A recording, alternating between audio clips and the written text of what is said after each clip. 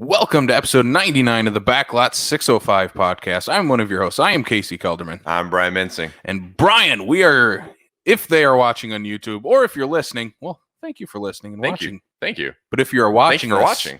We have a little special treat for you because that we're in the same room. We're in the same room for once. It's been a while. Actually, the last time we were in the same room recording, we have kind of the same little thing going on here. Little motif there. Last time we were in studio recording was when we were talking Field of Dreams.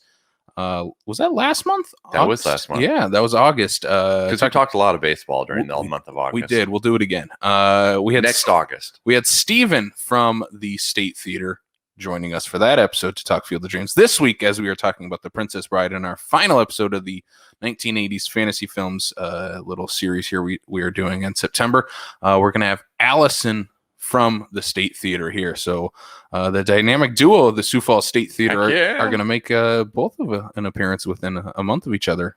And two movies between those two people that they find very dear to their hearts. And I think I find it a privilege and an honor that we get to talk with Allison, with what we're doing today, and then like when we did Field of Dreams. Yes, I'm stoked to talk about it. From what it sounded like in our email exchanges, this is a big movie for her, so I'm excited to hear her thoughts on Princess Bride. And but again, if you're watching this on YouTube, you might see a little fancy new layout that we have because we're weird. And we're trying to add a little production value to this. And let us know your thoughts in the comments below. Do you like the blue brick? Yeah, check this out. Look at that. I just dropped a little banner along the bottom. Drop a comment with your thoughts. Let us know what you think of this new little layout that we have. We're very excited about it. Me and Brian, the night before we were recording this, spent a few hours. Granted, there was a lot of deviation, though. Too. There was a lot of, hey, we should probably keep working on this. Yeah. But yeah, we have a very cool little setup. So if you are listening to this, go ahead, check us out on YouTube. Subscribe to us on YouTube and check out our new little format that we got going on. But click the little bell so they know when new stuff is added. Yeah. Smash that like button. Smash the like button. Hit the bell. Come on, do it. Hit the follow link. But yeah, let's jump into what we are doing on the show as we always do. Let's kick it off with the box office for this week. So we got the box office numbers in here. At number one is, of course, Tenet, $3.4 million. Here continuing its little streak atop the box office. Again, not dropping too much from last week, but no, this is, I think, where we're going to kind of get into that weird, steady, like, until things pick up, like, the same, amount of people will probably be going to the theaters and whatnot. More people that are getting more comfortable going to the theaters are going to go, well, it's still in the theaters, so let's go see it, sort of thing. So I think this is the only way I think COVID is the only reason Tenet would ever been able to spend 3, 4, 5 weeks at number one in the box office. Yeah. I mean, the last time we saw it past a month probably was Endgame. Probably. Atop the box office, yeah. I'm sure. But yeah, again, COVID is taking its toll on the box office. Tenet will probably stay in that number one spot till like March. Yeah, for 7 years probably before, Black Widow comes out. I don't know. But yeah, this with October, we're getting some horror releases, but there's no major releases. So I think those horror releases might sneak into your top fives. Maybe. But I don't think they'll top Tenet. Tenet will be sticking around at least until if Bond still comes out in November. It won't. It won't, but again, Tenet might rule the box office for a full year, for all we know. We need Daniel Craig's last Bond film to be the savior of cinema. Yes. Another movie that many could consider the savior of cinema, but no one does, which is number two, The New Mutants, $1.1 million. Still doing well because there's nothing else in theaters. Right. And same goes for number three, which is Unhinged, took in $1 million. Go Russell Crowe. Yeah, the movie that brought back movies to theaters, still sticking strong. It was number 4 last week, back in the top 3. Mm-hmm. Again, I think there's nothing else in theaters. Russell Crowe is still a name in the movie industry, and yeah, still doing strong. And I hear it's kind of decent. I still want to eventually check it out. Same. On like Amazon Prime or Hulu, way to give money back to Hollywood. Yeah, I'll give it back to not Hollywood. Let's move to number 4 then. which is The Empire Strikes Back. Yes. And this is a conversation I know that we had last week with Blake and whatnot about, like, would we go see The Empire Strikes Back in the theater? And both of us were like, not unless it was the original, like, 1980 or 79 or whatever released version of it, because, well, we've seen this version already. But it's nice to see that these comeback films are at least making a little bit of money to, new experiences for people that have never seen them in the theater, that sort of thing. So it is kind of nice. Yeah, I predicted that it might make a run towards the top of the box office. Didn't quite break $1 million, took in a little over $900,000. I have yet to check it out. I'm hopefully going to do it this week. By the time you go to do it, it's gone. Yeah, I by the time this episode comes out, I'll have about 2 days to check it out. So hopefully this Wednesday or Thursday, I'll be checking out Empire in the theater. But then number 5 is Infidel, which was in the top 5 again. It was, I believe, number 3 last week. It just opened last week. Here it's second week out, bringing in $745,000. As we continue, I think, into Halloween season, and we're getting those week-long runs with like A Nightmare on Elm Street and The Exorcist. Infidel, I think, will start dropping out of those. Probably. And I think those if Empire's going to get, granted, we're talking Star Wars, but if Empire Strikes Back can get 900 and some odd and change, I think I'm right there with you. You're going to have a lot of those like anniversaries and like those ones that are specific to the season that I think will play very well. Yeah. I know that there's a handful of them that are doing for the October releases that we're getting that I'm stoked to go see, because I've never seen them in the big screen. And that for me is what my play is for the sake of going and seeing some of these old films on the big screen. Yeah. I've never had that experience with this film. Yeah, I think with a lot of those October releases that we'll talk about in the next upcoming weeks in our coming soon portion, that obviously none of them are Empire Strikes Back, but I think certain ones will sneak in there. I think like The Exorcist could, A Nightmare on Elm Street. Yeah. I think those will definitely have a possibility of sneaking in there. I want to see Beetlejuice for like number 3. I would be I'm there. I'm going to it. Watch Hocus Pocus take over Tenet at the number 1 at the box office. It's not a horror movie. It is. Drop a comment below. Is Hocus Pocus a horror movie? Let us know. We will argue about it, I believe, next week. Well, probably when it comes in coming soon. So and we'll still argue that it's a fantasy film. It's a family film. The good thing about next week's guest is he's on my side. Yeah, I know. Let's move on to the news then, Brian. What do we got coming up for the news? We actually have some news to talk about this week, unlike last week. Yeah. So the first piece of news, what do we got up? I don't know, because I don't have any of my. I can't see because it's recording. Oh, goof. Well, all right. I guess I'll do the news. So you're gonna do the news. Why not? Next time we do this, I'll be more prepared. Maybe I'll bring my laptop or something. Yeah. What are you doing? But yeah, first up, we got M. Night has revealed a new title and poster for his next film, ironically called Old. So Old is the next Shyamalan film that we get just past Glass. So he reveals again, no plot. There is cast involved, but again, this is kind of held under wraps. Who do we got cast currently that we're a know of? There's not a whole lot of known names, surprisingly, for an M. Night movie. No Bruce Willis, no Samuel Jackson or James McAvoy type. So I think he's going back to the roots of what he was doing right before Glass. So like with like Witch, with like The Visit.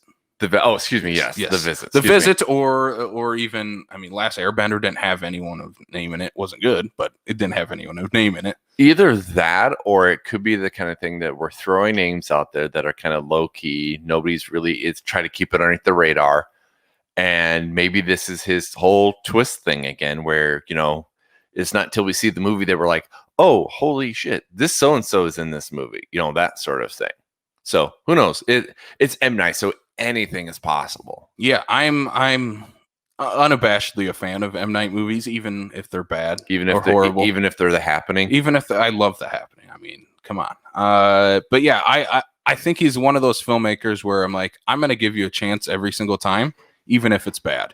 And in recent memory, he's getting some good graces back, but I can't. I won't argue that either, because yes, I agree. There are some M. Night movies that I have never even seen yet.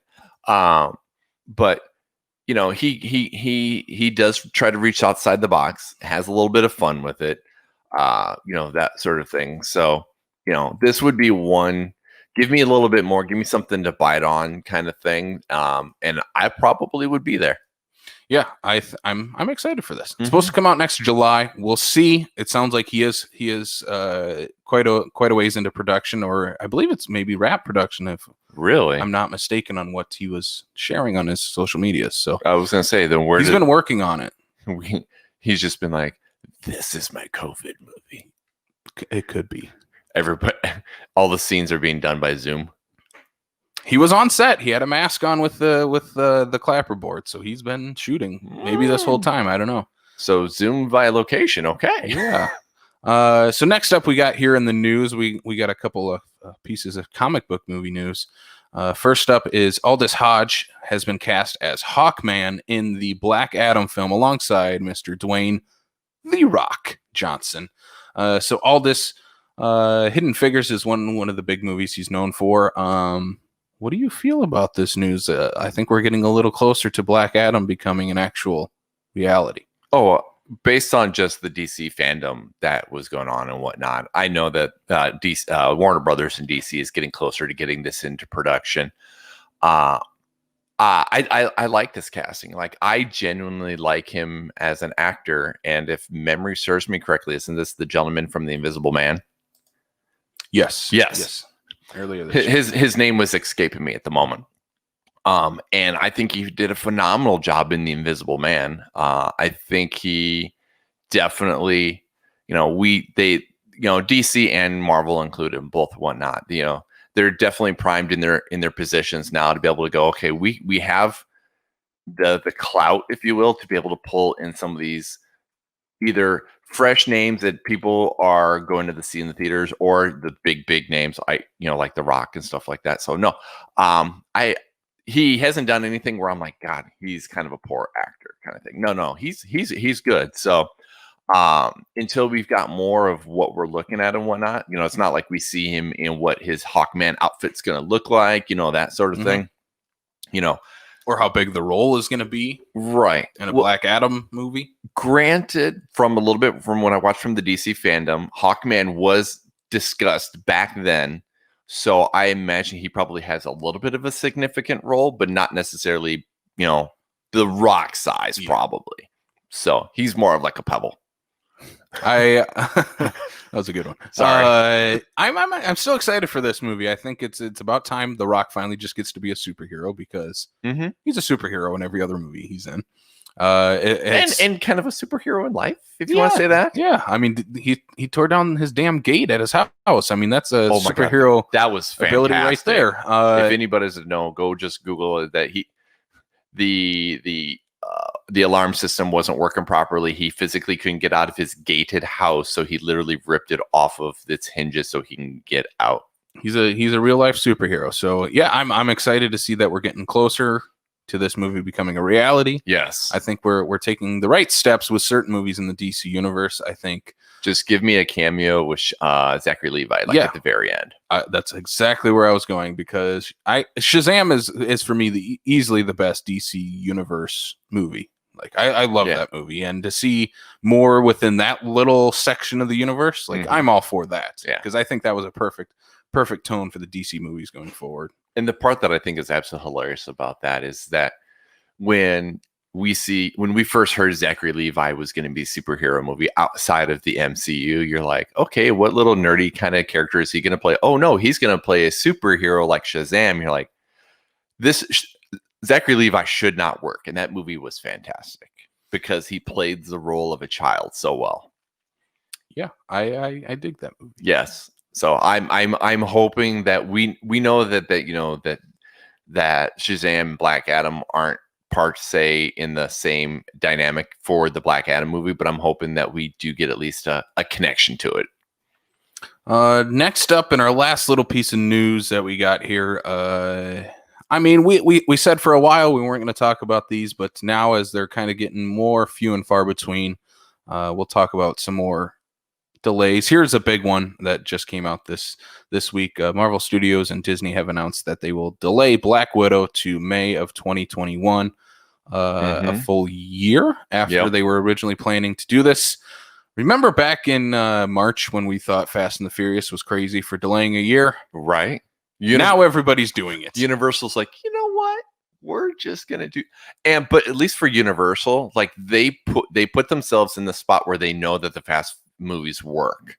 So that exact year delay did not surprise me. Like they do very well in that late spring time frame. Putting Black Widow is exactly where she would be if it was this year, which tells me that we're looking at the Eternals will probably be next November. I think everything's going to be shifted back a year. That's all they did. Exactly. So, it's kind of funny how it works out that way again. I think this is the right step for Marvel to do. I think a difference between like what they did with Black Widow and what Universal was doing with Fast and the Furious. They've already pumped a bunch of money into marketing for this movie now twice. To promote when this is coming out. It sucks that we're not going to get. I mean, 2020. I think is done for new releases. I think we're not getting any. If we are, they're going to be the little ones that there's not going to be a full crowd that's going to want to go. Yeah. I think Bond will eventually probably just move back a year. West Side Story moved back a full year as well. Because when did Candyman move to, or is it on TBD still? Yeah. Candyman is still unsure. I'm guessing early spring for that one or summer. Because I mean there's only two real good places where horror movies really, really work, and that's around Halloween, and that's like around the early spring, like February, March. So here's hoping that we still get to see it in the theater.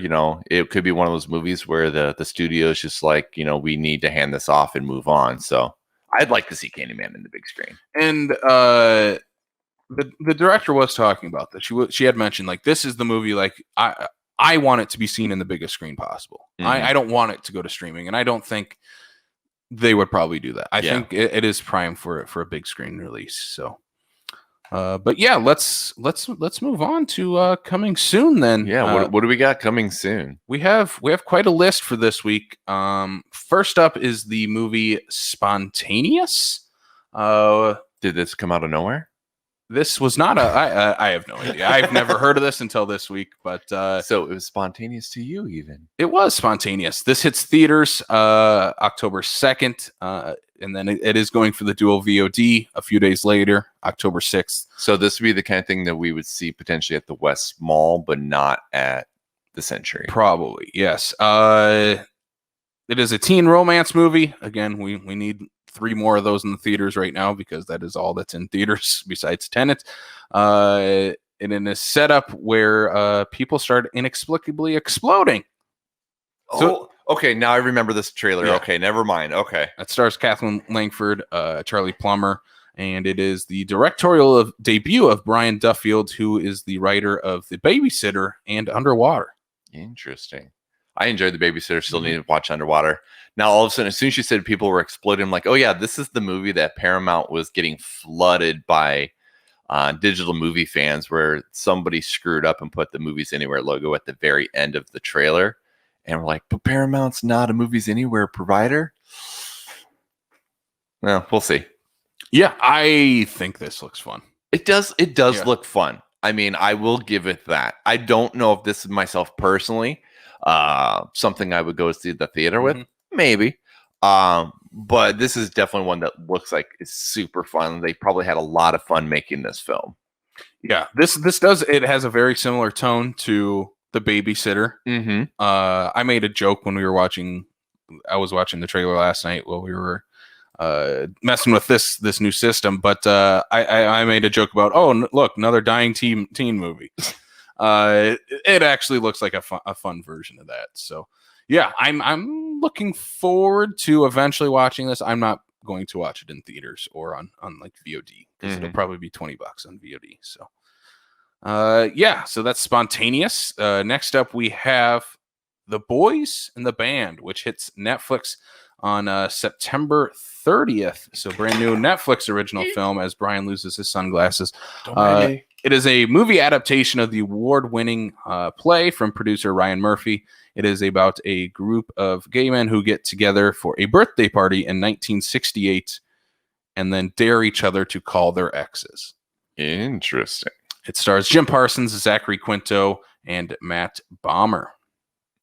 Now, I mean, just for the sake of the actors we have in this, I am intrigued by this just because, there's always that talk in Hollywood about representation and, all that kind of stuff, whatever. And having people like Quinto and Bomer and Parsons as kind of the leads to this film, I think is a good way to go. It genuinely makes me want to see this movie more. So, yeah, I'm intrigued. I checked out the trailer. Yeah, it looks like I love Zachary Quinto. Mm-hmm. He's one of my favorite actors. He's super underrated, and so to see him again in a brand new film here, that's exciting. And again, like I think it's very important to have, like we've talked about before, is like if you're gonna have a like trans character in a movie, you should have a trans actor, and that's what I mean with the sake of if you're gonna have guys. Gay characters, just get gay actors, like get them to play the part that they know. Yeah, exactly. And that's what, like I said, I don't know this movie from anything until just now, but throwing out those names to me says a lot. Yeah, this is a Netflix original film, comes out September 30th. Cool. I like seeing Jim Parsons take on different projects now after Big Bang Theory has ended, and I still want to go back. I only watched about the first 15 minutes, but he's also in the limited series on Netflix called Hollywood, which is another Ryan Murphy project. Yeah. So he must be hanging out with them. Same with Quinto. Quinto's been in some Murphy projects in the past. Just a couple. So that again is The Boys in the Band. Next up, we have an Amazon Prime original film. Comes out September 30th as well. This is called The Glorias. The Glorias. Oh, wait, that's Notorious. So The Glorias, again, Amazon Prime original film. It is a non-traditional biopic on the feminist activist Gloria Steinem, and from director Julie Taymor, who has done Titus, Frida, and Across the Universe is some of the films she is known for. Has quite the stellar cast in this movie. Julianne Moore, Alicia Vikander, Lulu Wilson, Janelle Monáe, and Bette Midler. Interesting. I love the fact that I see Janelle Monáe doing a lot more film and whatnot and breaking out of her music roots, whatnot, because I think she does very, very well. So this one sounds very interesting to me. Yeah, I checked out the trailer. I dig all the actresses in this. I think Alicia Vikander is still super, super underrated. I think she's still primed to break into like the mainstream, like a Julianne Moore. So I definitely think she is definitely primed for that. And yeah, this is a stellar cast. Oh yeah, and I'm interested to check it out, and interested to see maybe if this gets any award consideration. Ooh. We're getting into that season. I think we're going to start seeing... We're getting into a season we don't know if there's a season for yet. Yeah, who knows? It's award season. No, it's not. Maybe Julianne Moore will win a Schmucky. Who knows? Yeah. So, Glorious. Check it out. Glorious. Next up, we do have a Shudder original film. We're getting some scares in here at the beginning of October. It comes out October 1st. This is Scare Me, which is about two strangers who, during a power outage, get together to tell scary stories to each other. And maybe their scary stories start coming to life. Ooh. So this, I'm really excited to check this one out. One, because because you're a horror nerd. I'm a horror nerd. The trailer looks crazy fun. Chris Redd is also in this movie. He plays Chris Redd is hilarious. He is hilarious. I love Chris Redd. He plays a pizza delivery guy who brings them pizza, and they ask him, "Do you like scary stories?" He's like, "Yeah." And he hangs out with them and listens to their scary stories. So this looks like it has kind of a tongue-in-cheek aspect to it, but also is not afraid to do some of the scares. That's good. So yeah, I think this looks really, really great and a really fun time to kind of officially kick off the Halloween season. For me, it's Halloween season year round, but yeah. If anybody's seen your house, it is Halloween year round. It is Halloween year round. So again, that is Scare Me, which is a Shudder original film, comes out October 1st on Shudder. So that is all we got for coming soon. You can go ahead and check out our full article now on backlot605.com and check out everything coming to theaters, streaming, VHS, DVD. Maybe not. VHS. I don't know. There is movies that still come out on VHS, so I don't know if Derek puts in. Screw that. I want to see a movie come out on Betamax. Hey, maybe they do. So yeah, that is again coming soon. Go check it out on Backlot 605. But again, that's all we got for the first half of the show. We're going to take a little break, and we'll be right back to talk about The Princess Bride with Allison Weiland from the State Theatre. Bum, bum, bum. Casey here again. Just wanted to give a quick shout out to our horror-themed podcast, The Killer Countdown, that I co-host alongside Blake Ginnethan and Sam Lenz. This show is nearing the end of its run, the final chapter, if you will, as we have a few episodes left of that show.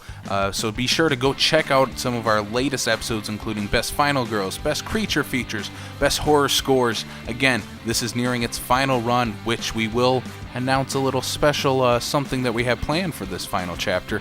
But stay tuned. Once again, that is The Killer Countdown, available right now on this podcast feed. South Dakota movie lovers, it's your boy, Charlie Eccles. Wrestling Voice 1.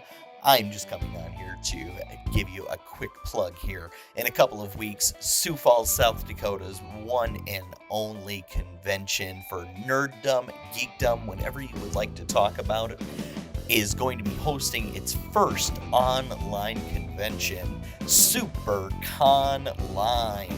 Make sure to log into SuperCon Line on October 3rd and 4th. Get yourself some exclusive interviews with the likes of Dan Jurgens, with a ton of other creators like Dave Wheeler, Elliot Rahal, and then live panels with the likes of Backlot 605 and a live magic show from Travis 9. Make sure to log into superconline.com, get yourself registered. We will be taking donations for the JY6 Foundation and for Reach Literacy coming up during that. But the event itself will be free. Cosplay, video gaming, all of the above, board gaming and RPG gaming. Make sure to log into SuperCon Line on October 3rd and 4th, and we will see you there. Thanks. We are back on the Backlot 605 podcast here talking about The Princess Bride in our final episode of our 1980s fantasy film series. Of course, I am Casey Calderman, joined by my co-host Brian Mensing, and we are joined by Allison Weiland from the Sioux Falls State Theatre. Hello. How are you? Great. Good. Thanks for having me. This is going to be fun. Absolutely. We talked about this. We did the first half of the show already, and we had Steven on for Field of Dreams. Mm-hmm. And now we have you on for The Princess Bride. And the funny thing is when I set up this series, I had asked a couple people beforehand that we've had in the series, which out of these 5 do you want to do? And no one picked Princess Bride. Really? Nobody. And then we get to you, and you obviously hopped on Princess Bride. Absolutely. That should have been the first movie picked by anyone, right? Right. That was crazy to me. So there's so many good things. Yeah. I'm very excited to have you on for this one, because from what it sounded like in our email exchanges, this is a important movie for you. Oh, yeah, absolutely. Yeah. It definitely is. I love camp, but I love like serious camp. Mm-hmm. It's just it's so wonderful. There's such a fine line, and this movie is perfect for that. Yeah. So this is, I think as we're ending this series, I think we're probably ending on the best one out of the series that we've done. It's definitely up there. The one that is probably most known to anyone listening or anyone who is, a lover of movies. Princess Bride is like a staple. This is our modern classic fairy tale movie. Of course, directed by the great Rob Reiner, right in the middle of his 10-year stretch where he's just knocking them out. A+ movies. That's all he could do. He could do no wrong. He could do no wrong during this time. I was looking at his filmography, and right before this, the year before, he did Stand By Me. Mm-hmm. And then he does this, and then right after is like his take into like the 90s stuff that he was doing. So what a great 10-year stretch. Yeah. Written by William Goldman, based on his book, The Princess Bride. So he got to take on the screenplay for this as well. Stellar cast in this movie. We'll run through them quick, and then we'll get into our discussion. We got Carrie Elways, Mandy Patinkin, Chris Sarandon, Christopher Guest, Wallace Shawn, Andre the Giant, Fred Savage, Robin Wright, Peter Falk, and Billy Crystal. So huge cast in this movie. Did you say Mandy Patinkin? Patinkin? I don't know. Mandy Patinkin. The guy from the TV series that, and Inigo Montoya. He's just Inigo Montoya. That's it. Maybe that's why I didn't catch it right away. It was like, how do you not get him in there, but you just can't pronounce names? I just cannot pronounce last names correctly. He's Inigo Montoya. That's it. That's all you ever need to know. So, Princess Bride. I think everybody knows the story to this going in. A grandfather is reading his sick grandson Columbo. the book. Right. That's one thing I always took it back. It's like, because we know that he's got the old man makeup on. You're like, you didn't look that young in the first place. You still could have been grandpa, and you didn't have to put the makeup on. Like gray spray painted hair. Right. Oh, totally. But he's perfect. But he still pulls it off. And Fred Savage, I mean, just perfect. I just love him so much. He's just like perfect in that role, and like the Bears jersey and the Cheeto bag behind him, and kind of ornery. It's just straight up Wonder Years right there. Yeah, definitely. And you talk about like if like we talked about this in some other movie, great movie bedrooms. Oh yeah. This is a great movie bedroom that Fred Savage has.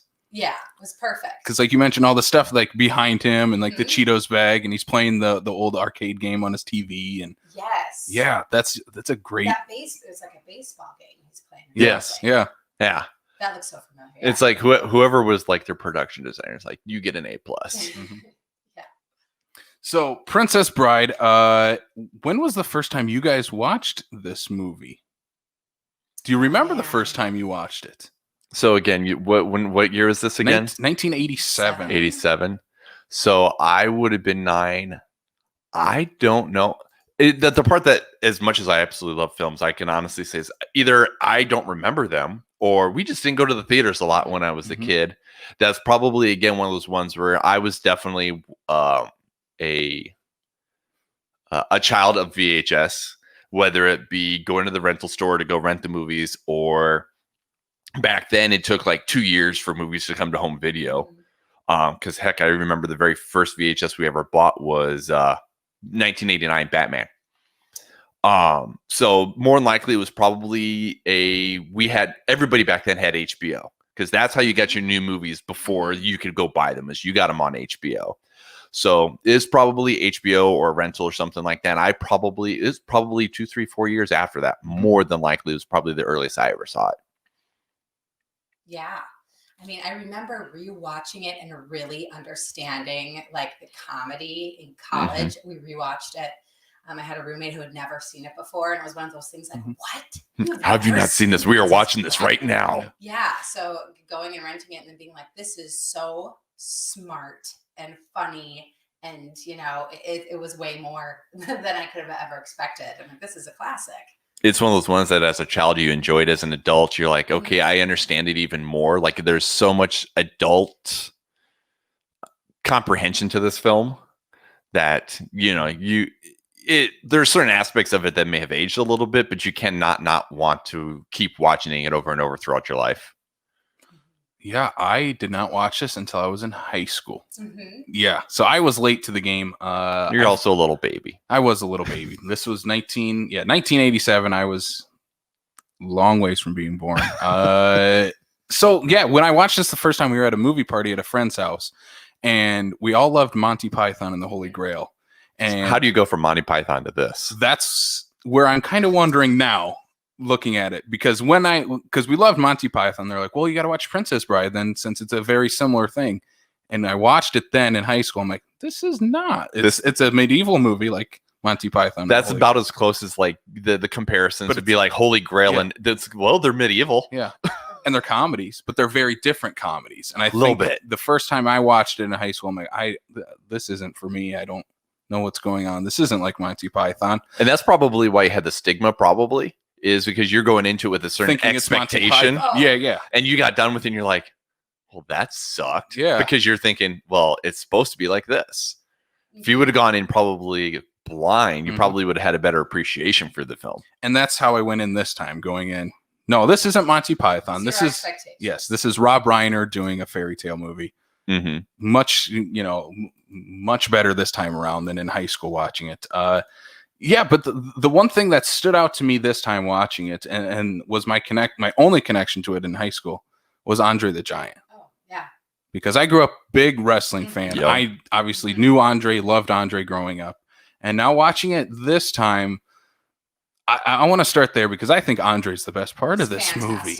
He's the unsung gem, if you will, of this film, because we've especially when you're talking about the 80s and how many different like Hulk Hogan movies we got, and some of these whatever, and they're just not good movies. So you're like, well, you got another wrestler in another movie. This can't be good. And he I mean, obviously he's cast because of his size and his demeanor and his, inflection and whatnot. And it works so perfectly for the story. And he's the villain. He starts off, It's like, okay, but I love these guys, these three villains, and then they start just immediately, they kind of warm your heart, and you're rooting for them in a weird way. And I think that's I think Andre is the heart of this movie, like the giant heart, the giant with a heart of gold. And what I looked up some behind the scenes stuff. William Goldman wrote that part of the giant for Andre because he knew no one else could play it in a movie. No, like who else in the world at that point? If they tried to make that movie right now, he would be CGI. Yeah, and he'd be voiced by somebody like Bradley Cooper. Yeah, somebody who doesn't fit the mold. Yeah, exactly. And that's like they would looking at like the BFG, like that's an all CGI character. But if you made that in the 80s, Andre's probably playing that character, right? What's crazy to me is like when these fight scenes and you see like Andre's hand on like when he's like face palms them. Like, it's huge. Yeah, I mean it's crazy to see in comparison. It was just because he's like almost 7.5 feet tall. I think he's 7'4", 7'3". Yeah, he's really tall, 500 pounds. Yeah, built like a tank. Yeah, there's an iconic image of him holding a beer can. And the beer can looks like it's a mini can in his hand. Yup. The guy could drink like 200 beers in a night and not feel anything. Yeah. That's how big he is. Jeez. Yeah. I love Andre in this movie. I think he's really great. This is like the only movie he's in. In anything else? No, nothing that probably doesn't have WWF or WWE on the side of it. He had small bit parts in like 2 other movies, but I think he was playing either Andre or like a cameo as a giant or something. Right. But this is like speaking role, gets great lines in this movie. Has very great chemistry with everybody. Definitely. Especially if you're talking about somebody who has no acting experience or little mini parts, if you want to call it that, to be able to go in and have the kind of chemistry in this film that, well, any of them do for the most part, but him specifically with no experience just says a lot to his character. Yeah, and the crazy thing is because I watched the Andre documentary. How do you see that?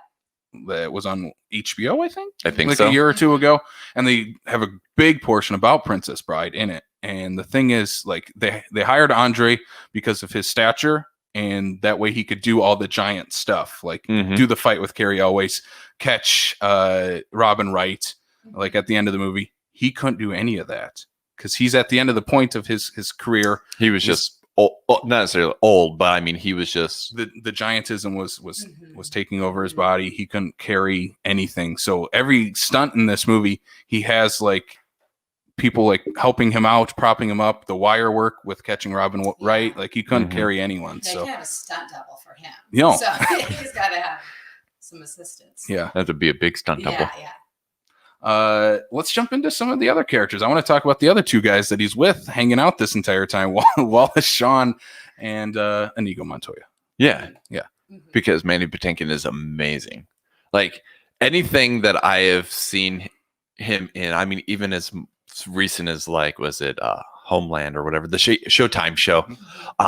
I see him and I realize that he is so many more different things, and he's such a verse actor, whether you're talking the silver screen or Broadway, any of that stuff. What I'm like, but he's the guy from Princess Bride. Like that's for me, no matter how much he ages, no matter how silver that beard becomes, he's still always the Princess Bride to me. There's a few people in here though, a few actors that when I see them in other movies, I'm like, no, you're always going to be that character from The Princess Bride. Yeah. It's just kind of weird.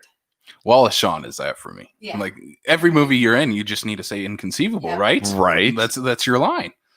I know. I when I was going through rewatching the Southland Tales, I saw him. I'm like, this just looks weird. Like you're not dressed properly. You need to be in your Princess Bride gear. Yeah. I think I've seen Mandy in what was was it CSI or one of the, yeah, he was in one of those kind of shows, because that's what I knew him from before Princess Bride. And then when I saw him in that, because that was the one, I'm like, what's the guy from CSI and Princess Bride? Well, and by that point, he's aged. Yeah. He's been growing. He's been having that whole beard thing going on. He's been doing for years and whatnot. You're probably like, nah, that's not the same guy. Yeah. But now watching him in this movie, like this will definitely be the role he's most known for. Mm-hmm. I think he's really great in this movie. Again, we talk about Andre having the heart of this movie. I think he's probably just as much as that in this movie. Absolutely. If Andre's the heart, makes him the soul, maybe. Soul? Yeah. There you go. He's looking for his father, you know. He's He's wonderful. I need to find the guy that killed my father. The guy with the 6 fingers on his hands. Yeah. You killed my father. Prepare to die. That's another one. Like I love Christopher Guest, and then his character isn't supposed to be funny, but just seeing him in every scene, I can't help but just like his delivery. It's the way he delivers his lines that you cannot help but not find it funny, even though he's supposed to be the most serious one of them all. I'm smarter than you. I'm better than you. But you're just sitting there going, no, you're not. I think he has the biggest laugh out loud moment in this movie is when he finally is confronted by Inigo Montoya and he delivers the line of, "You killed my father. Prepare to die." And he just runs away the other way. Like that is perfect comedic timing. Mm-hmm. Goes so well with him working with Rob Reiner in the past, like in Spinal Tap. And Rob Reiner, I think, has said this many times. He's like, every movie I make, I want Christopher Guest in, no matter what. I don't care what the role is. He needs to be in it. Yeah. Let's jump to the main two then. Carrie Elway's Robin Wright, because I mean that's what the movie is centered around. What? She's the Princess Bride, is she? But I think the ensemble of everybody together is really great, and all the interactions between multiple characters is really good. Great chemistry throughout, for sure. And that just those first opening scenes, I kind of forgot it was this like love story, epic adventure. You think of all the little comedy bits throughout Crystal and everything, but it really is a love story. In those first couple of minutes, their chemistry is just like, oh. But that's one thing I actually enjoy about that, because then that's when we break the fourth wall. We get into the bedroom, and Fred Savage is like, is this a love story? Why are we reading this story, Grandpa? Can we skip the kissing stuff? Yeah. Right. Yeah. That's why that part is so important. Yes. I'm so glad that's included. Yeah. Because they do that with the eels too. Like it gets really intense, and then it's like, okay. Oh nope, I'm gonna stop. Oh, it's okay. It's okay. I mean, this movie. I think the movie itself, not to break off, but like the movie itself would work just perfectly if we did not have the storytelling dynamic of it. I just think that it helps add to the layers of this film. Yeah. Mm-hmm. Because you're kind of feeling that at the same time too. Is like, oh no, something's gonna happen, and then all of a sudden it breaks, and you're just like, oh, that's right, it is just a story. And like reading books to like my kids too. It's like that's kind of how it works. You're reading a story and you keep on breaking, trying to explain things. And I mean, it's just very real. Yes, Superman does fly. No. And like we talked about Never Ending Story. That was the first episode we did of this series. And so, but that's a very different way of doing this storytelling because it is a kid by himself hiding away from the world, reading a book, and is already loving books. This kid is like any other kid of like the late 80s, 90s. Just give me my video game. Give me my video games, or any kid now, I mean, playing video games. And then Grandpa comes in with this love story adventure and a huge book. Yeah. You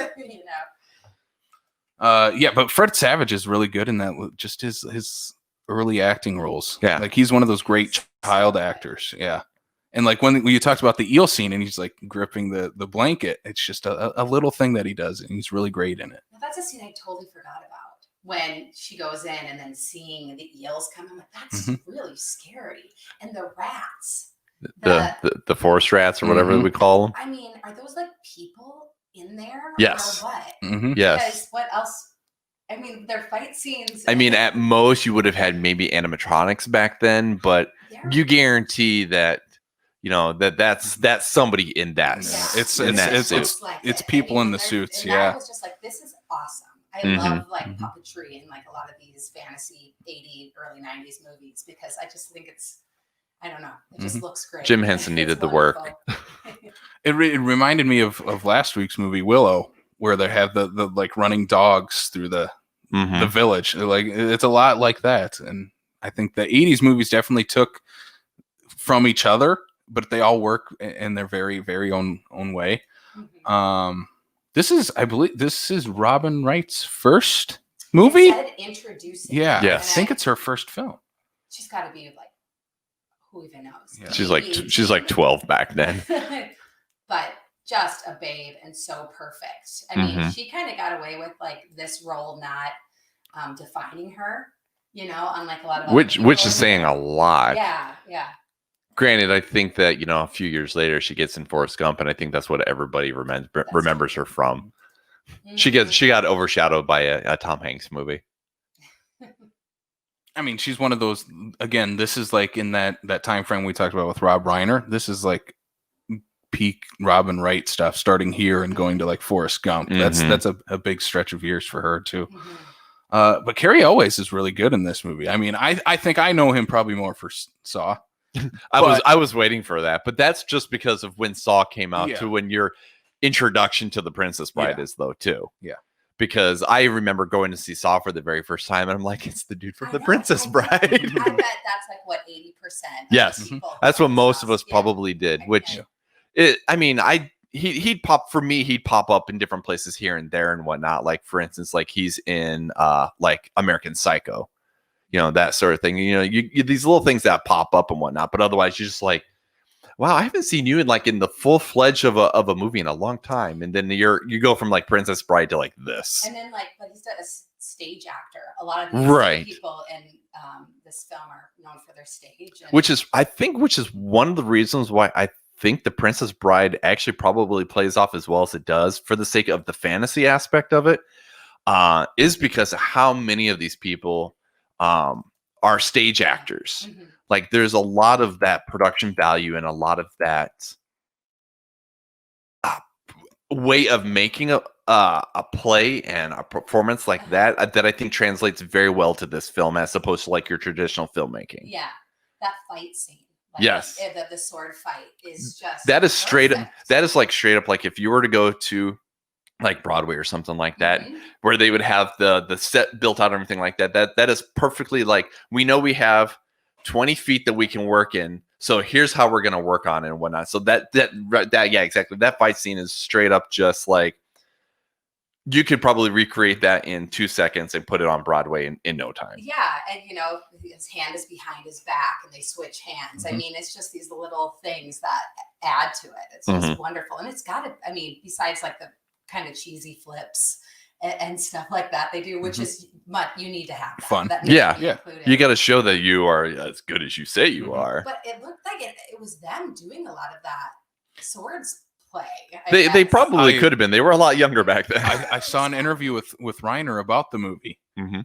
Every scene in every second in that fight scene where it's two guys fighting with swords, it is the two actors.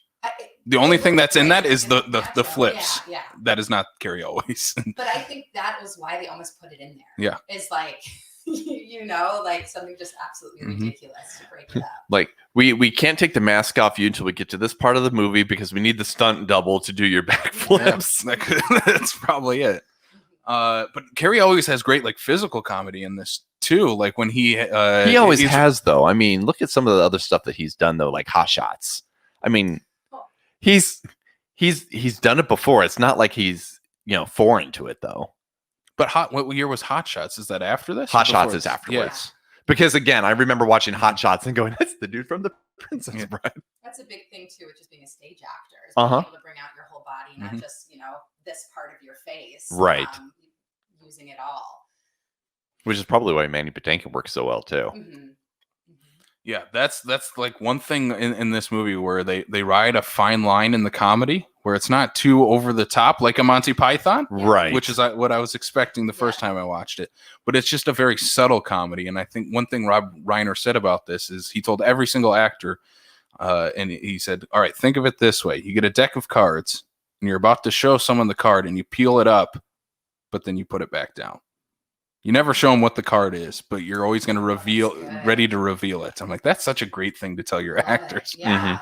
And Rob Reiner's such a actor's director too. Oh, I mean, you figure how long he's been in the business, and he himself is an actor. Yeah, definitely helps. But no, I think of you're talking about like just the comedic aspect of it without going too far. Is I think of when he is in that little like underground tree and whatnot, and they're sucking the life out of him. You want to laugh at that scene, but how scary and like how like you're fearful for his life, but you're just the back and forth with him and the guy in there. You just want to laugh, but there's just enough of it there to make it so serious. Yes, it's just wonderful. It's just their characters, they take it so seriously, and it's perfect. I think what's his name? Is it albino? Is that like his I character think maybe. name? I think so. Warts on his mouth and Yeah. everything. This is probably the first time I've seen it. Like we have a larger TV now, and it was like just great quality. I thought seeing all these little details that I've never noticed. Right. I know. I think about them like. I remember it's like, yeah, watch that on VHS and go and pop in the Blu-ray. Like, wow, this is a lot prettier. Yep. And one thing with like you talk about the torture scene, or later when he fights Christopher Guest when Inigo Montoya does, there is some violence in this movie I was not expecting because this is still a PG movie. There's blood in this movie. Yeah. Carrie Elways is getting legitimately tortured, getting the life sucked out of him. He dies. I think there's some heavy stuff for kids, but I think the whole movie rides a good balance. I was gonna say, I think it's because of the way that they do it. Like, yes, there's blood and the kind of thing, but like for the sake of being stabbed, it's not like he's gushing blood and constantly gushing blood. He's just there's that spot. Yeah. Or he gets the line across the face and whatnot. It's not like he by the end of the movie they're just literally like expendables here. It's that little bit to show that yes, this is real kind of stuff, but. Or with Carrie Elways, it's just he has bruises like on his arms and stuff. It's not like anything gratuitous for kids or anything like that. But then they do a good thing where they cut back to like the we got to talk about the king. Oh yeah. Him being a doofus, and you cut to Andre and everybody else in the movie. I think that's where a great ensemble comes into play. Is that if you have a heavy moment, you just cut away to someone else doing their thing. Or like a really weird priest that can't enunciate his words properly. Mowage. I'd say it would be a cross between him and then like the Billy Crystal and Carol Kane characters of riding more fine line of the comedy side more than the serious side, because as much as you enjoy like the seriousness of it, whatever, the break with Billy Crystal and Carol Kane is great to the point where it's like you need those offsetting characters to lighten up the rest of the film. Yeah, it was refreshing. Yeah, and they're so funny. They need like a spin-off series or something. It was just if this movie wasn't as old as it was, I'd be sitting good. You just need to put Billy Crystal and Carol Kane in everything. I love her. I want to say not too long after I watched this, I ended up watching License to Drive just because I was like, I need something different and whatnot. But it was like, I still need more Carol Kane. Yeah. Taxi. I mean, yeah, she's wonderful. Yeah, I think they have great chemistry together. Billy Crystal is kind of just going off. Billy Crystal's going full Billy Crystal. It's great. I love that he's playing this medieval character, and it's still just like under the makeup. You're like, well, it's still Billy Crystal, right? But it totally works in the tone of this movie. Yeah, exactly. Yeah. Especially when he starts going off about like what he's really telling him is true and what's not true until the wife comes out and just basically is like, shut up, fix it. You know what you're doing. You know what you're not doing. And he's giving these total Billy Crystal lines that I'm sure were not in the script. I'm pretty sure Rob was just like, "I'm just do your thing for this day." I picture Rob Reiner going to Billy Crystal, knowing because obviously by this point Billy Crystal's has a name for himself to begin with, and just be like, "Here's the description of the scene. It's going to be this long. You take care of the rest," because I imagine, especially with those two. I don't think Rob Reiner probably had to do a whole lot of work. And like that, even just like the reflection of themselves in this makeup and this costume, and they're in this like hut, would just bring it. How could you stop yourself from just ad-libbing and having such a great time? One thing I heard about the scene with Billy Crystal and Carol Kane was whenever they were shooting that, Rob Reiner would leave the set. He probably had he knew he was going to laugh at everything Billy Crystal was doing. So he literally left the set and let everybody else just do their thing. I'm like, that's hilarious. Like, even he's like, I'm going to mess up your shots. I'm going to be laughing in the background.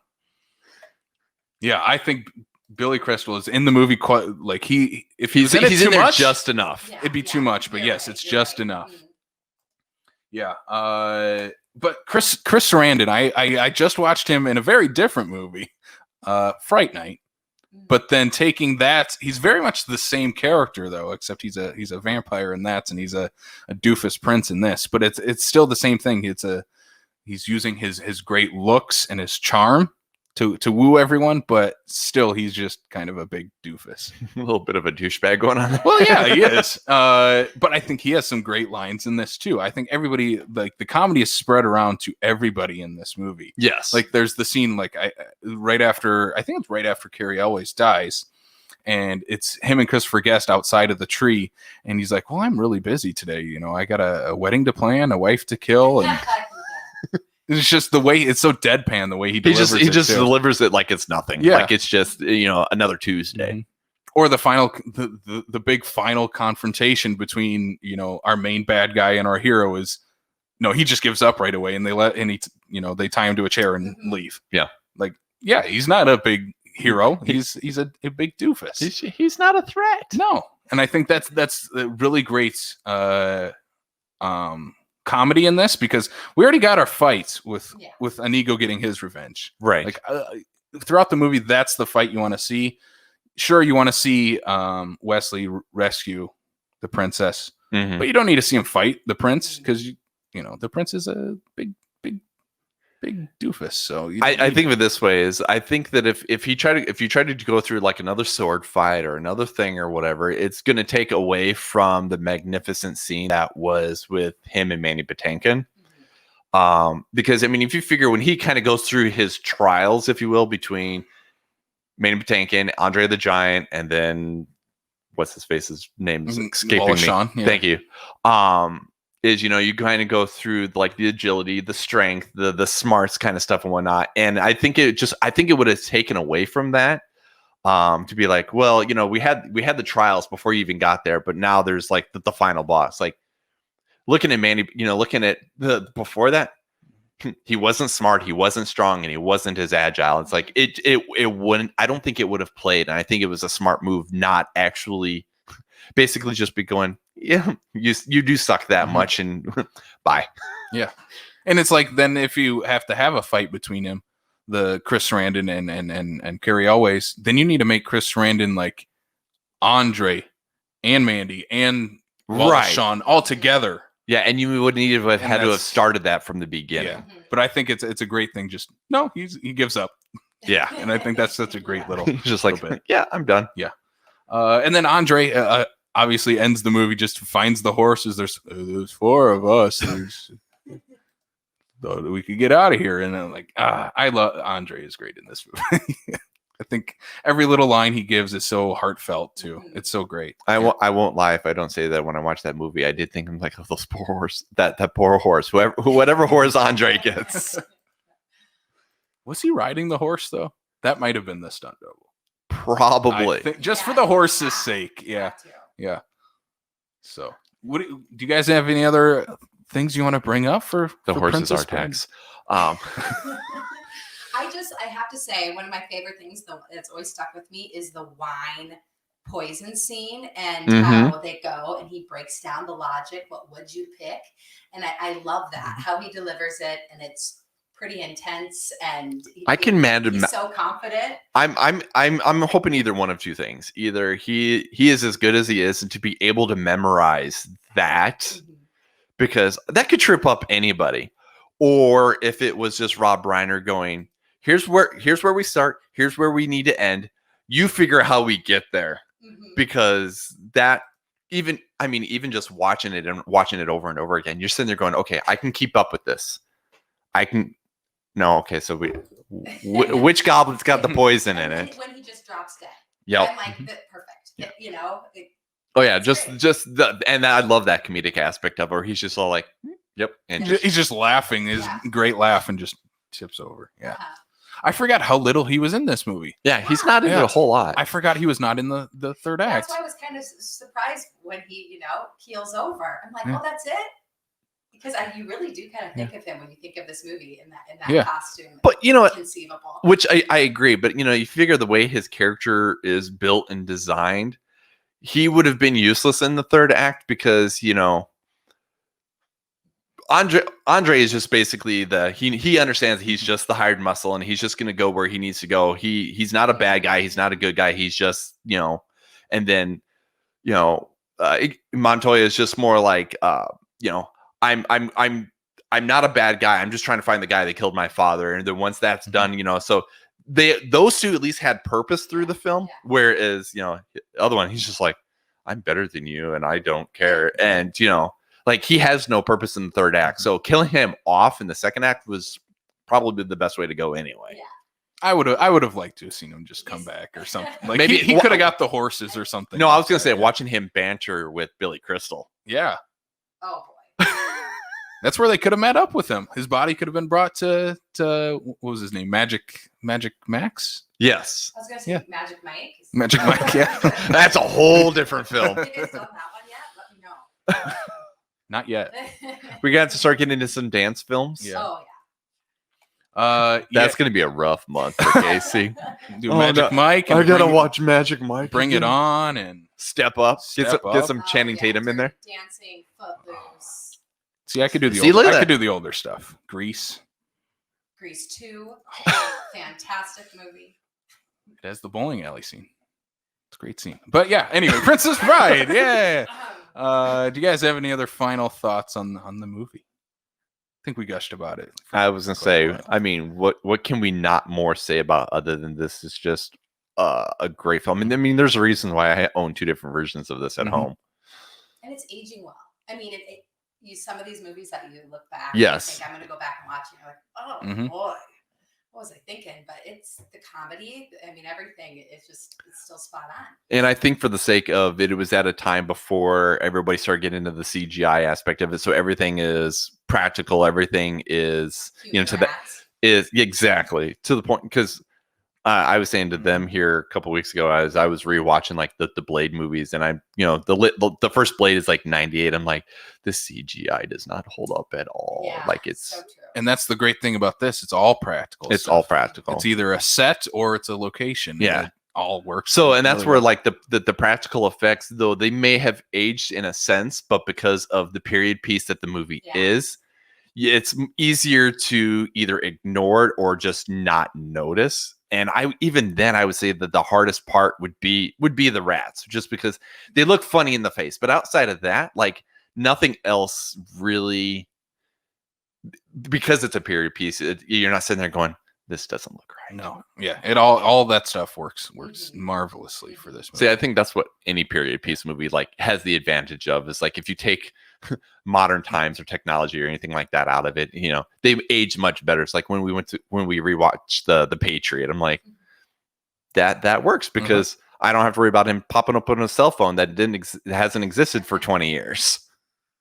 Yeah, or even because that was 2000, all that is still practical stuff in that movie. But yeah, that's I think that is one thing we've definitely praised this entire month with 80s fantasy movies is do more practical stuff. It still holds up 30, 40 years later. Yeah. And yeah, this is definitely one of them. One thing I've heard the cast compare this to is them as kids, they had Wizard of Oz. Yeah. Now people that grew up after that, this is their Wizard of Oz. This is the modern version of that. And I can get behind that. Yeah. Because it's very much a great fairy tale story. You have so many characters that you can connect with, and it is one that still holds up to this day. I mean, Wizard of Oz still holds up now, almost 90 years later, and this still holds up 40 years later, and still will. So, yeah. Don't make me feel any older than I already am. 40 years later, almost 40 years. So, yeah, Princess Bride. Princess Bride is a fantastic film. Yeah, I think we definitely all recommend Princess Bride. Yes. Would we talk about a movie we wouldn't recommend? We have, Brian. Oh, that's right. You recommend it. I don't. Yes. Well, we've had some in this too. I mean, never-ending story. I don't know if it still holds up too well. But that's all right. Princess Bride still holds up marvelously well. Yes. On Disney Plus. Is it on Disney Plus? This is a Fox film. Yeah. I couldn't remember because I think the last time I watched it, I owned it on digital. I have a Blu-ray and I have the Criterion for it. So I was going to say the Criterion just came out for it earlier this year. I don't know. I just know is that Derek told me that there was Princess Bride, and all I just wanted is I needed to go buy it. Yeah. So Princess Bride. Mm-hmm. Go check it out if you have not watched it, or if you haven't watched it in a while. Definitely give it a good rewatch. Yes. All right. So let's wrap this conversation up. We'll kind of shift to the State Theater. I want to just ask you, how's the State Theater doing? Oh, things are coming together. Like, it's absolutely wonderful, beautiful. I mean, when we started to do the decorative painting and redoing the plaster, that is one thing that's fantastic. But now that we're getting like the technology pieces in, the screen, the 4K laser projector get fired up, and like seeing some actual movies on there. It's amazing. It's just wonderful. Even getting the curtain hung, the sound system, the surround sound. I mean, it is sitting in seats. If you need some test bodies, we know where you can find a couple. Yeah. I mean, it is really, goosebumps, tear in your eye. So much hard work and sweat and tears has gone into it to get this far. And I think people are going to be absolutely blown away. Yeah, we're stoked for it, and definitely ready for it to open up. And so you've been watching some stuff in there, or we got to test out. Yeah, that's what I'm saying. She needs some test bodies. What was the first thing you popped on? They put in the Avengers. Okay, was one thing we did watch, just because I think we just wanted to crank it up. One thing was, what can you hear it outside? Can you hear it? We've been pretty quiet in the State Theater for a long time, so. And actually, the acoustics in the building are really great. Are holding up well. Music is sounding great. And I think I really want to see now some classics on there. I want to see some black and white. I want to see those sparkling eyeballs and things like that on the big screen. So we are getting much closer. I mean, we will be open by the end of the year. So hold on. Yeah. It's going to be fun. Yes, we are so excited. And to hear how far this has come, that's very impressive. And I'm to hear that the seats are there, the screen is there. We're close. Yeah. It's exciting. So I'm excited. Yeah. I never thought I would see it, to be honest. But you are not the first person I've heard that from. Well, because, and I know that we've talked about this before, but it's one of those things that, to me, for as long as I've been in Sioux Falls, where it almost feels like it's more of like the landmark you go visit, but you'll never actually get inside kind of thing. Just because it closed, I think that. Yeah, so the year before I came to Sioux Falls. I've lived the entire time I've lived here. It's never been open, other than just obviously the small little bits that we've been able to come visit. So I'm just excited to be able to I get to see a movie in here. Yeah. Yeah. I know so many people, the marquee and everything, that's all they know when they walk in. They're just going to be like, this has been here? Mm-hmm. Yeah. And we get to utilize it now? No, it's going to be really exciting. Yeah, I'm stoked for it. And like the marquee has like been such a staple of downtown Sioux Falls. And I know a lot of people they know that marquee. And I know a lot of people have never been inside that though. Yeah. And not even realizing like, no, there's an entire movie theater in there. And then, yeah, that's what I was saying. It's like, it's to the point where there's so many people that just see it as just a landmark more than anything right now. Yeah. So yeah, we're very, very excited for it. If they can follow the project or follow you guys on Facebook or social media at all. Yeah, Sioux Falls State Theater, and then SiouxFallsStateTheater.org, and follow the project. You know, we'll be looking for, we're a nonprofit. We'll be looking for volunteers. So if you're interested in volunteering, you can sign up there. If you have any questions, just stay tuned for more information. But we're getting really, really close. Yay. Yeah, I've seen you and Steven are posting some stuff behind the scenes. Yeah. And it's very awesome to see like almost every day on there, just a new little piece of the puzzle put in. So lots of pieces. Yes, give us our little crumbs before we get to the dinner. Yeah. So let's give our plugs here for the show. You can find this podcast on Apple, Spotify, Stitcher, Google, and on YouTube as well. We just got uploaded to Amazon Music. They just got into the podcast game, so you can go ahead and subscribe to us there, and then check us out on backlot605.com as well for latest movie news, reviews, articles. Anything else that we do is all on backlot605.com. Where can they find us on the socials, Brian? On the socials, they can find us in the typical places, in Facebook and Twitter and Instagram, where we try to at least get out there what we got going on, and when podcasts are dropping and all that fun stuff. And there is one other thing I want to just quick plug before we go, because this is happening this upcoming week. Of course, you're plugging this. We got to plug it. It is our 1980s horror movie countdown. So we're ranking the 20 best horror movies of the 1980s. This will be taken part as a part of SuperCon Online. So you can go check it out on their website, supercon.com and supercononline.com. Yep, SuperCon Online. This event is October 4th, which is this upcoming Sunday, 1 p.m. We go live. If you want to come check us out in person as well, we're going to be hanging out at Spellbound Magic Shop to be doing this show. So we have 20 seats available. So if you want to RSVP to get your seats, go ahead and do so. Reach out to us on social media, and we'll make sure you get a reserved seat. But if you cannot make it in person or choose to watch it online, you can do so on SuperCon's website, and we will put the link on our Facebook as well. So again, that's October 4th, Sunday, 1 p.m. Best movies, horror movies of the 1980s. That's a tough one. Yeah. There's so many good ones. I was listening to him and Blake argue yesterday alone. I'm like, I don't know how much more I can take of this. It's just listening to those two makes me realize why I'm not qualified for this countdown. I alone have 50 options. Oh. And there's 3 other players playing. So when we only get 20 movies, so I have to narrow it down to 5. Oh, that's an internal battle. Yeah. So Jeez. I'll just say I have a new tattoo on purpose. Oh. So yeah, so that has been The Princess Bride. Once again, Allison, thank you so much for joining us on the show. This is a blast. Absolutely. We'll get you back to talk about some musicals in the future. Or Because Hellraiser. all right. There you go. See? So We actually, before we go then, we have Andy Heller. Yeah. He is going to be on that episode. Would you like to join us with him? Yeah. Okay. Yeah. I want to hear you and Andy talk about Hellraiser. That'd be fun. So we'll plan that then. Again, I love it. I'm just trying to figure out if that was coincidental or if she just realized what movies we were doing next month. yeah, we're doing Clive Barker next. Yeah, we're doing Clive Barker next month. So Yeah, that's literally just one of the ones we happen to be doing in like a couple weeks. Yeah. So we'll definitely let you know on that. So again, this has been the Backlot 605 podcast for Brian Mensing. I'm Casey Kelderman. We'll see you next time on the Backlot of South Dakota.